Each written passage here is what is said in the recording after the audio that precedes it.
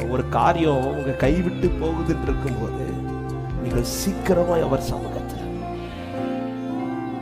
சீக்கிரமாய், இன்னும் சொல்றேன், ஃபர்ஸ்ட் அவரை தான் தேடணும். ஃபர்ஸ்ட் அவரை தேடுங்க. அவரை தேடிட்டீங்கன்னா இன்னொரு நபரை தேட கர்த்தர் விடவே மாட்டார். ஹல்லேலூயா. ஆனா இன்னொரு வார்த்தை சொல்ல, நீங்க பலரை தேட போயினீங்கன்னா கடைசியில் அவர்கிட்ட தான் ஃபர்ஸ்டே வந்துட்டீங்கன்னா இன்னொரு ஃபேஸை பார்க்க கர்த்தர் விட மாட்டார். ஆனா பல ஃபேஸை நீங்க பார்க்க போயிட்டீங்கன்னா ஆண்டவர் வெயிட் பண்ணுவார்.